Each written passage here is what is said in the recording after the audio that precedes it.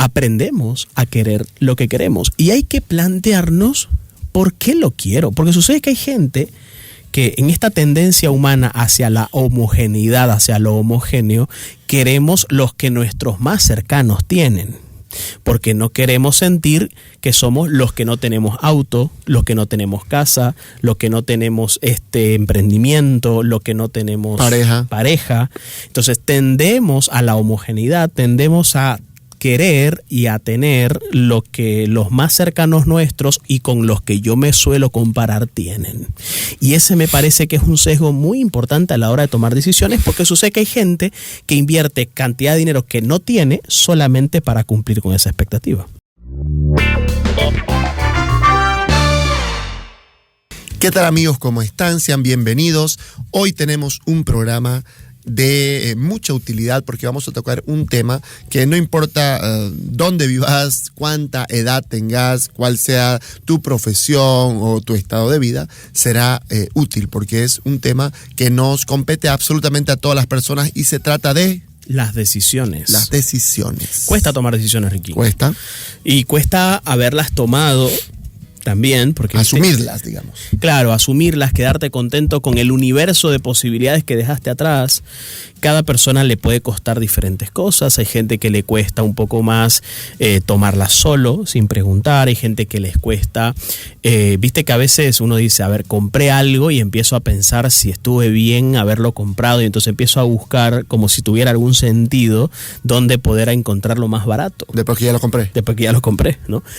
Para repasar y convencerme de que realmente tomé una buena decisión. Hay gente que le cuesta exponerse a críticas de las decisiones que ha tomado. Hay gente que le cuesta elegir entre muchas decisiones, ¿verdad? Y hay gente que le cuesta saber qué es lo que realmente quiere o qué es lo que realmente necesita. Hay diferentes dificultades que se presentan a la hora de tomar decisiones, y como detalle añadido, por si fuera poco, hay familias que no favorecieron la toma de decisiones de los hijos. Vos no decidías nada, vos no sabías ni siquiera qué es lo que te ponías, ni siquiera qué es lo que comías, ni siquiera qué es lo que merendabas.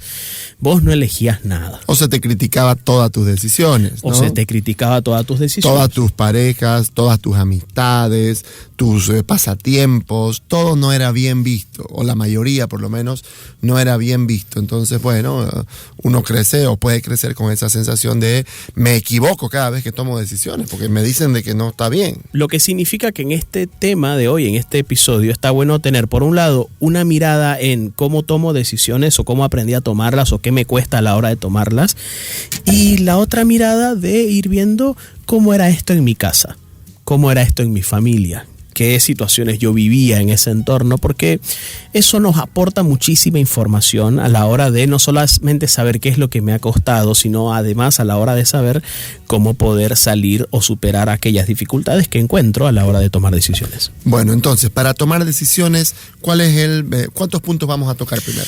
Vamos a tocar unos 6 probablemente, así que vamos a ir rápidamente al primero. Un primer punto que creo que es importante poner sobre la mesa en la conversación es aprender a diferenciar entre lo que quiero y lo que necesito. Okay. Es decir, lo que quiero es, qué sé yo, esto, probablemente lo que necesito me hace más bien, pero ahí entra un poco el capricho. El capricho es, quiero esto y lo quiero porque me lo merezco, porque simplemente lo quiero y punto, porque aunque no tenga un sentido, una profundidad, un porqué importante, lo quiero tomar. No es fácil, Ricky, diferenciar entre lo que quiero y lo que necesito. No le resulta a la gente tan fácil. No sé qué pensás de eso. Creo que es cierto, y estoy pensando, voy a arriesgarme a decir que yo no conozco una persona que solamente elija lo que necesita. Correcto. Creo que no he conocido. Ahora, seguramente hay gente que sí tiene mucho más claro. Una persona que tiene un dominio propio maravilloso. Y en general sí decide más en función de sus necesidades que de sus, de sus deseos, ¿no? Y entonces tiene a sus deseos sometidos ante el discernimiento de lo que está bien y de lo que está mal, de lo que es útil, de lo que no es útil, en función de un objetivo, ¿no? que claro, visto desde esa perspectiva es una virtud. Yo creo que es una virtud importante con el paso del tiempo, ir como filtrando mis deseos, mis inquietudes, mis consumos, ¿no? Todo lo que yo consumo, de manera de ir ordenando todo ese mundo en función de lo útil para alcanzar objetivos mayores. Digamos que en el camino exagerado de ese lugar, yo podría encontrarme quizás personas que con el afán de solamente cubrir necesidades y nada más, puedan desarrollar una sensación un poquito amarga de la vida. Es posible. Por ejemplo, una persona que como decimos acá en Santa Cruz, Bolivia, es tacaña. Yo creo que le va a venir muy bien un discernimiento si no solamente gastamos en lo que necesitamos y nada más. Y pareciera que es una virtud, pero también podría ser, una herida económica no sanada, de manera que el dinero hay que cuidarlo, hay que guardarlo, porque si no, y entonces, por ejemplo, de una persona que pasó pobreza en la niñez. Entonces, digamos que por eso digo, podríamos irnos a lo exagerado. O sin ¿no? haber pasado pobreza, estaba sometido al relato de no hay plata, no hay plata, no hay plata, se va a acabar, nos van a votar, no vamos a tener, no hay plata, sin no tenerla siquiera, ¿no? Es decir, entonces no nos damos gustos de nada. Claro, correcto. No nos damos un gusto ni tenemos ningún deseito de nada, ¿no? Porque finalmente necesitamos ir al parque y gastar en esos parques, o podemos ir al otro. Necesitamos ir a un restaurante donde es caro o vamos nomás a otro tipo de restaurante. Necesitamos viajar y probablemente... Es frustrante vivir con una persona así. Del lado de lo que implica gastar dinero, sí, aparezca siempre la cuestión de no es necesario. Como digo yo, podemos, a título de lo que pareciera una virtud, también podríamos caer en una cierta exageración y llevar a que mis decisiones sobre lo que es necesario tengan que ser también la de los demás. Si yo soy esa persona que viví en ese ambiente familiar donde no había que gastar en lo que quiere, no había que hacer lo que a uno le gusta, sino solamente lo que es necesario y solo lo que se debería hacer. Y cuando yo me veo disfrutando, empiezo a sentirme mal, empiezo a sentirme culpable, qué sé yo, me estoy comiendo una hamburguesa y pienso que mis hijos no están comiendo esta hamburguesa y entonces empiezo a no disfrutarla, básicamente. Empiezo a vivirla de una forma demasiado o exageradamente culposa. En lo que yo tengo que trabajar es en el deleite, en el disfrute, en la capacidad de poder disfrutar, gozar de algo que realmente me apetece, me gusta, pero en buenos términos, sin la culpa compleja de estar, qué sé yo, malgastando la plata o sin estar realmente haciendo esto. Pero también está el otro extremo. El otro, claro. Y el otro extremo están las personas que realmente se dejan llevar por sus impulsos y por lo que quieren. Que en la gran mayoría de los casos está esa bolsa. Sí, esa bolsa, común. Esa bolsa es más grande. Es más grande. Hay más personas allí. Más gente presa de sus ganas, de me sus lo deseos. merezco, yo lo quiero, a mí me ¿Por qué? importa, Porque sí. porque así lo quiero. Y entonces ahí nos lleva esto al siguiente punto. ¿Cómo aprendí a querer lo que quiero? ¿Cómo aprendí a querer lo que quiero? Esta es una pregunta muy importante porque sucede que la gente no se suele preguntar ¿por qué quiere lo que quiere? En un programa anterior hemos hablado mucho sobre que en ciertos colegios de cierto nivel social les parece una frustración no haber estudiado afuera del país y haberse quedado a estudiar por las condiciones que fueran, porque papás estaban enfermos, pues se estaban separando, porque justo no había dinero cuando me tocó a mí pasar a la universidad, por el dólar, por lo que fuera. Quieren estudiar afuera, pero ni siquiera entienden que el querer estudiar afuera obedeció a un condicionamiento del grupo en el que estuvo. Es decir, estoy seguro que en un colegio del Estado no se sienten frustrados por no haber estudiado afuera necesariamente, ¿no? ¿Eso qué quiere decir? Que aprendemos a querer lo que queremos y hay que plantearnos por qué lo quiero. Porque sucede que hay gente que en esta tendencia humana hacia la homogeneidad, hacia lo homogéneo, queremos los que nuestros más cercanos tienen. porque no queremos sentir que somos los que no tenemos auto, los que no tenemos casa, los que no tenemos emprendimiento, los que no tenemos pareja. Entonces tendemos a la homogeneidad, tendemos a querer y a tener lo que los más cercanos nuestros y con los que yo me suelo comparar tienen. Y ese me parece que es un sesgo muy importante a la hora de tomar decisiones, porque sucede que hay gente que invierte cantidad de dinero que no tiene solamente para cumplir con esa expectativa. Presa de los deseos. Yo hago lo que me da la gana. Presa de las ganas. Sí. Entonces, estar presa de mis ganas pensemos, si querés, en el mundo exagerado, que alguien que tiene problemas con algún consumo de alcohol, drogas, compras, comida, cualquier consumo problemático, es alguien que ha puesto sus deseos por encima de cualquier discernimiento de lo que es beneficioso para su vida, ¿no? Y entonces ha rendido su voluntad frente a la búsqueda o al placer que le genera tal o cual consumo, ¿no? Entonces, creo que es muy importante ordenar nuestros deseos, buscar, preguntarnos por qué es lo que me mueve. Ahora, no siempre voy a encontrar una respuesta útil. Realmente simplemente me gusta, me atrae, me siento atraído por.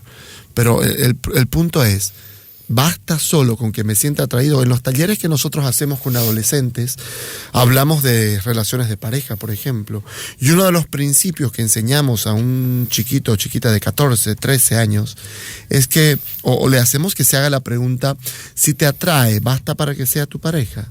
Solamente si te gusta físicamente o si te atrae algo de él o de ella, ya es razón suficiente para involucrarte emocionalmente con esa persona. En un mundo en el que el deseo y las ganas priman, la respuesta es sí. Si me gusta, ya está. Pero escucho a mi cuerpo. Para poder prevenir y discernir si realmente esta es una persona en la que vale la pena invertir mi tiempo, mis emociones, mis decisiones, etcétera, yo tengo que saber algunas otras cosas más. Yo tengo una persona, conversé hace poco con una persona que tiene un emprendimiento de ropa muy estable en este momento, pero al mismo tiempo ha hecho en paralelo una vida universitaria en una carrera totalmente diferente, una ingeniería en alimentos, una cosa así, totalmente alejada del negocio. Y ella dice, no, yo quiero salir y estudiar y quiero dedicarme a la carrera, ¿no? Porque estaba el concepto de, si yo estudié, tengo que ejercer lo que yo estudié, ¿no? Esa vendría a ser como el criterio lógico, digamos, con el que operó. Sin embargo, las decisiones en la vida son un poco más complejas que eso. Es decir, yo ponía sobre la mesa, cuestionaba un poquito, por supuesto no quería que tomara yo la decisión por ella, pero sí la estimulaba un poco a que se cuestione esos códigos con los que ella estaba, porque ella tenía un pico de estrés muy fuerte, era muy complicado para ella lidiar con todas las obligaciones que tiene más su casa. Entonces yo le dije que hay gente que está trabajando, que está buscando un negocio. Vos tenés un negocio estable, estás dejando el negocio por querer el trabajo. ¿Se entiende a qué me refiero? Digo, en este momento de crisis donde los trabajos están bastante sobrecargados por el retiro de personas, por la crisis económica. Entonces digo, hay mucha gente que le gustaría tener un negocio para salirse del trabajo. Vos estás dejando el negocio que funciona para ir por un trabajo porque solamente está en la idea de para qué estudié si no voy a ejercer mi profesión. ¿Por qué? ¿Cómo aprendimos a querer lo que queremos? También están esas reglas, esas normas, esos principios, que más allá de reglas, normas y principios son mandatos, son ideas que la sociedad misma ha construido en torno a la carrera, ¿no? Profesional, por ejemplo, ¿no? En países como los nuestros, donde estudiar es relativamente fácil. Sí, claro, porque los académicos son un montón. Hay países más avanzados, por ejemplo, donde entrar a una universidad es casi un lujo, ¿no? Sí, hay un montón de O hay licenciados. gente que se presta, porque, digamos, te prestan y pagás 20 años vas pagando lo que te costó la universidad. Hay ¿no? muchísimos más licenciados de lo que Bolivia necesita. Seguro. Muchísimos más licenciados de lo que Bolivia necesita. Y eso es un problema. Te va a generar un problema. Y toca, por tanto, cuestionar alguna de esas lógicas con las que yo he tomado ciertas decisiones y ver de qué forma puedo terminar tomando otras. El tercer punto está asociado justamente a las decisiones en retrospectiva. Es decir, esas decisiones que yo ya tomé. Y las dificultades que pueden desencadenarse con relación a eso. Ya hablábamos, el que termina preguntando y sigue preguntando lo que ya compró para ver si lo que compró efectivamente estuvo bien. Tuvo el precio justo. Correcto. O después de haber aceptado a tal persona como pareja, recién lo habla con la familia para ver si están de acuerdo con eso, cuando ya la decisión está tomada, ¿no?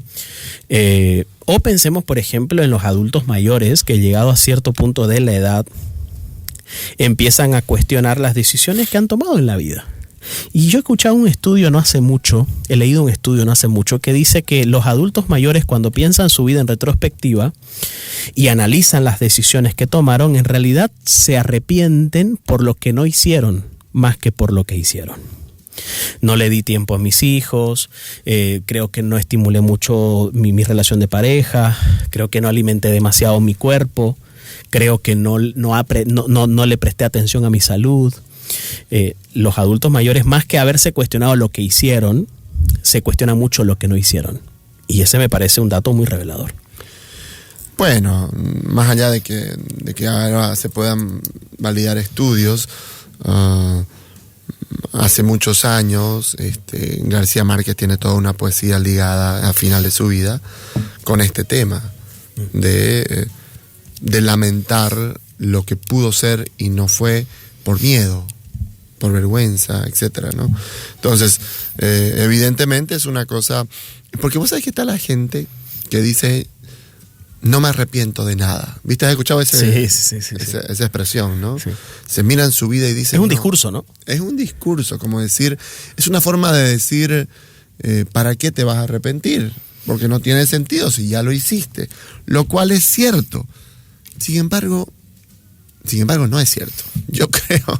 Yo creo que sí nos arrepentimos con el pasar de los años, cuando reconocemos que cometimos un error, o cuando reconocemos que pudimos haber tomado otro camino también. No está mal eso, lo que está mal es la medida en que uno va por ese lugar.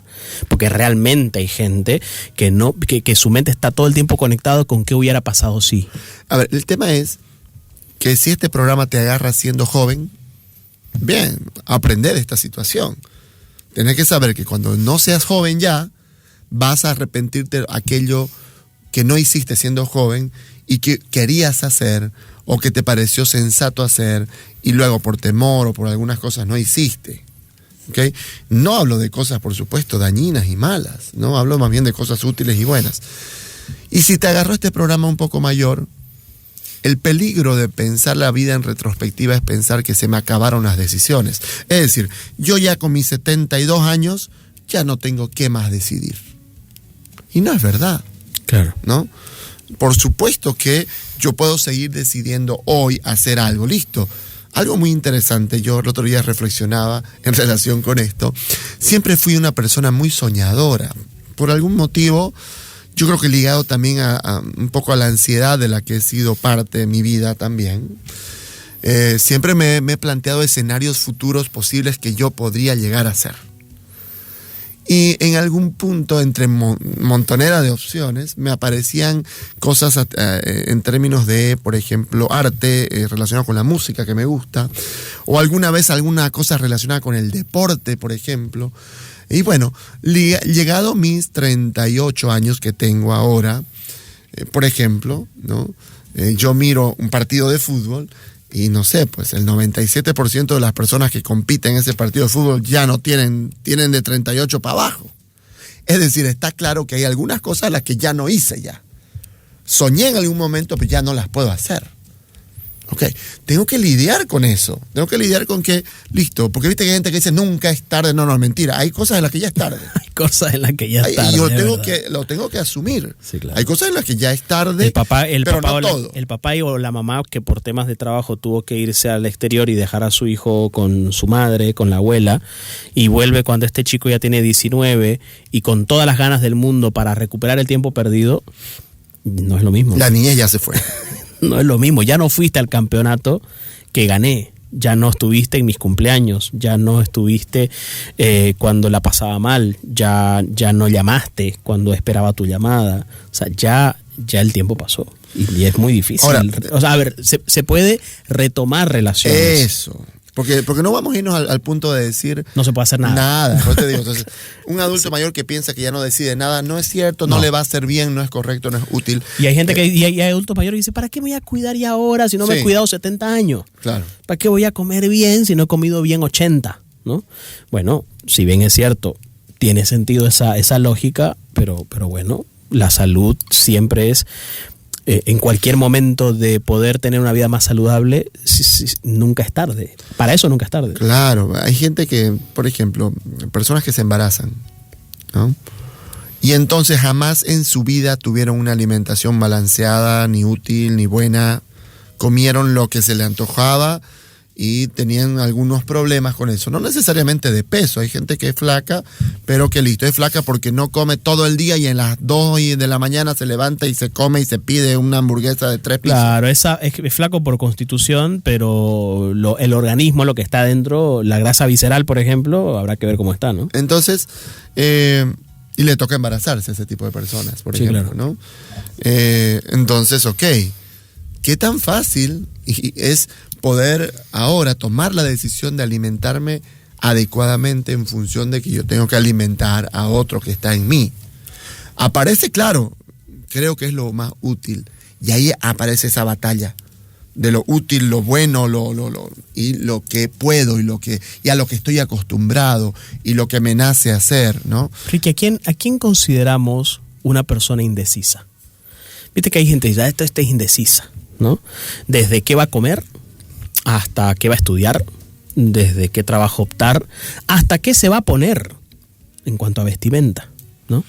¿A quién podríamos catalogar como indeciso? Yo sé que no nos gustan las etiquetas y no estamos aquí para eso, pero la gente habla de indeciso cuando se refiere a quién. ¿Al que pregunta demasiado? Yo creo que me quedaría con eso. Creo que una persona indecisa en cualquier ámbito de su vida es una persona que por algún motivo, seguramente ligado a su familia de origen, seguramente, es una persona que frente a sus decisiones tiene siempre una crítica en contrapartida, ya sea una crítica interior o una crítica exterior, de la cual de ninguna de las dos se sabe cómo defender. Porque claro, entonces, el indeciso no quiere tomar la decisión porque no quiere haberse equivocado. No quiere ser criticado. Claro. Interiormente ni exteriormente. Entonces, la idea es que creo que una parte esencial de salir de la indecisión es aprender a asumir las consecuencias de mis decisiones. Vos sabés que cuando decidís estar con esta persona vas a enfrentar esta crítica, ¿no? Vos sabés que cuando decidiste dejar de estudiar para dedicarte a esto vas a encontrar algunas críticas, ¿no? Te das cuenta que, o sea, es importante hacerle saber eso. El otro día hice un poquito de abogado del diablo con una persona, sí, ya en consulta, porque esta es una persona que ya tenía sus años, 20 y tantos, ¿no? 25, creo, algo así. Y estaba en una relación de pareja. Pero estaba en una relación de pareja por primera vez. Y entonces, uno de los motivos por los cuales la pareja ya llevaba un tiempo prudente y la pareja quería como ver a ver qué onda para el futuro. Y él está como escabulléndose, indeciso, ¿no? Pero una de las cosas interesantes de por qué está indeciso es porque dice, pero es mi primer pareja. No quiero pues yo formalizar con mi primer pareja. Dice, claro, no sé, pues ahí me estoy perdiendo el menú, digamos, ¿no? Y entonces yo le digo que tiene toda la lógica del mundo, claro, que seguramente es cierto. Pero también le digo lo siguiente, ¿no? Escúchame, si a vos te tomó 25 años tener pareja, ¿qué te asegura que vas a volver a tener pareja en el futuro? O, ¿qué te asegura que vas a volver a tener una buena pareja? Porque es una buena pareja la que tiene. tenés que pensarlo también. O sea, no solo podés pensar lo que te estás perdiendo y lo que te podés perder, sino es, a ver, yo he tenido algunas dificultades para elegir esto ya, ¿no? O para entrar en esta situación. Entonces, por lo menos para afianzar bien el discernimiento es pensar hacia el futuro si yo voy a poder tomar una mejor decisión o no, ¿no? O sea, es una cosa, fíjate, las personas... En el indeciso entonces hay miedos. Hay miedos, ahí está... El miedo a ser criticado, el miedo a equivocarse, claro. El miedo a las consecuencias que eso suponga, el miedo de arrepentirme después, ¿no? Arrepentirme. Entonces, claro, el indeciso tiene que aprender a trabajar no con ser decisivo, sino con trabajar en el fondo dichos miedos. Hay mucha gente al día de hoy, actualmente, que justamente está en esa situación del miedo al compromiso, por ejemplo, ¿no? Y que es fregado porque hay... La mayoría son chicos, por supuesto, varones. Eso iba a decir yo. Chicas que quieren me ejecutar. suena que hay más indecisos que indecisas, pero bueno, está bien. Aunque colectivamente uno dice es indecisa, pues no sabe qué ponerse. Claro. Pero hay varones indecisos en otros aspectos. Me da la impresión que las mujeres saben un poquito más qué es lo que quieren en la vida que los varones. Me da esa impresión. ¿Los hombres saben mejor qué ponerse? Sí. ¿O tienen menos problemas para elegir la vestimenta? Generalmente, salvo excepciones, por supuesto. Pero ante la vida tienen un poco más claro, digamos, el escenario, ¿no? Entonces, el miedo a compromiso, el miedo a tomar ciertas decisiones en ciertos escenarios. Entonces es importante decir en qué escenario soy indeciso. Laboralmente, no. Roque, yo te he contado esa experiencia de haber entrado un día a un banco, a una de las plataformas en la parte de oficinas, y mirar un piso lleno de, ¿qué se llaman estos? Cubículos, llenos de cubículos, y mirar así. Eran unas 45 personas por lo menos. Y mirar... Mujer. ¿Dónde hay un hombre aquí? Ni un solo hombre en un piso entero, en un banco, ¿no? Lo cual me hizo de verdad saber o pensar, ok, mira, pareciera que la mujer que tiene muchas veces esta como tendencia a comprometerse, a arriesgarse quizás un poquito más o a ser como más, leal, ¿no? A entregarse más.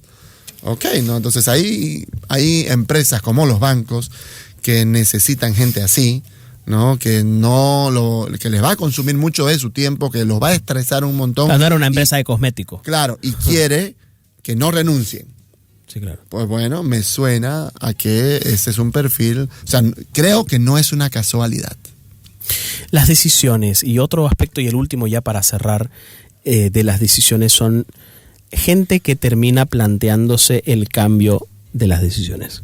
Es decir, gente que cambió de decisión. Yo quería esto, entré acá y ya no lo quiero. Es el cambio de carrera profesional, ¿no? Claro. Creo que hay muchos jóvenes que entran ahí, ¿no? Cambiarte de carrera. Al día de hoy se sabe que la generación actual de profesionales jóvenes están cambiando de trabajo muy frecuentemente. No se sienten cómodos, no se sienten a gusto, no se sienten y se van, ¿no? Pero aquí hay algo interesante, Ricky. Y yo escuchaba esta reflexión en un filósofo español y él decía, la generación de nuestros padres tenía su felicidad puesta en lo que pasaba fuera del trabajo. Es verdad, la pasaban mal, era sacrificado el trabajo, pero para ellos eran felices en todo lo que pasaba fuera del trabajo. Desde el 2005 hasta acá, 2005 hasta acá, cuando empieza a hablarse sobre felicidad en el trabajo, en la psicología positiva de Estados Unidos, que se crea y que se invierte una importante cantidad de dinero para empezar a asociar la palabra felicidad con el concepto de trabajo, eso ya no es así. La generación actual tiende a buscar ser feliz en el trabajo. ¿Y cuál es el problema de eso, Ricky? De que van dejando de lado todo lo otro que está fuera del trabajo en cuanto a concepto de felicidad. Hay un libro que se llama Happycracia, que tiene que ver un poco con la dictadura de la felicidad, porque hay institutos de felicidad, hay estudios de felicidad, hay laboratorios de felicidad, hay ministerios de felicidad, hay en torno al trabajo. Y creería yo que me parece curioso eso, que bajo la idea de que un trabajador feliz es un trabajador productivo, ¿no? Se ha establecido bastante esa idea. Sin embargo, al día de hoy la generación cambia de trabajo porque no se siente a gusto, porque tolera menos, muchísimo menos cosas de las que podría tolerar, por ejemplo, un trabajador en los años 90, ¿no? Y a mí me parece muy interesante esa situación, y habrá que replantearse si queremos eso realmente, ¿no? Si realmente lo que nos hace feliz es lo que pasa dentro de las oficinas, dentro de un trabajo, dentro del escenario laboral, y cuán descuidado pueden estar todo lo otro. La norma esta de los 8 horas para trabajar, 8 horas para tu vida personal y 8 horas para descansar, creo que aplicaba mucho más para la generación anterior de trabajadores que la de hoy. Entonces, entender por qué queremos lo que queremos, cómo tomamos nuestras decisiones y plantearnos qué es lo que nos hace bien, qué es lo que nos aporta felicidad, qué es lo que nos aporta realización personal, es tarea de cada uno ponderar y valorar aquello, porque una vez más, cuando yo elegí la carrera profesional no pensaba en el estilo de vida que iba a tener. Y al día de hoy hay una tendencia muy fuerte a tener un buen estilo de vida, no solamente tener un buen trabajo. Si este buen trabajo me permite tener un buen estilo de vida, lo empezaré a ponderar y a considerar mejor. Si este trabajo me permite salir a una cita con el médico de mis hijos, ir a un agasajo. El tema es ese. El tema es que creo que esto que vos hablás de la tolerancia a la frustración hace que entonces hayan bastante personas que, por ejemplo, se metan al trade. Sí. O, por ejemplo, emprendan, qué sé yo, quieran ser youtubers, gamers, y se meten entonces a ser felices en lo que hacen. Y en la práctica no se sostienen económicamente. Claro. O no, realmente no les alcanza para sostener una familia. Y habrá que ver si eso es para todos. Por lo tanto, no piensan en tener una familia. Y habrá que ver si eso es para todos. Entonces, claro, el tema es que si el único criterio es yo tengo que ser feliz en lo que hago, en mi trabajo, y tengo que ser feliz todo el tiempo además, ¿no? La cuestión es qué pasa con lo que no me gusta. Lo decíamos en el anterior programa con el tema de la dopamina y la cuestión de la procrastinación, ¿no? ¿Qué pasa con lo que no me genera placer, no me genera, no quiero hacerlo, pero debo hacerlo? Esa generación anterior podía hacer más lo que no le gusta en comparación con esta. Claro, podía estar más ordenado a lo que deben hacer que solamente a lo que quieren hacer. Y no se sentía frustrado porque decía, a ver, no me gusta esto, pero lo tengo que hacer. O sea, entonces, así son las cosas. Ahora puede ser al revés. Hago lo que quiero y no lo que debo. Entonces tengo 35 años, debería tener ya mi propia casa y vivir fuera y estoy ahí con mis padres. Por ejemplo. ¿Por qué? Porque hago lo que quiero. Porque eso cuesta, pues, ¿no? Lo otro cuesta. Claro. Lo otro requiere disciplina, lo otro requiere ahorrar, lo otro requiere gastar menos, lo otro requiere aguantarse las ganas de. Entonces, pues bueno, hay que tener como más claro eso. Yo creo que tiene que haber un equilibrio, obviamente, ¿no?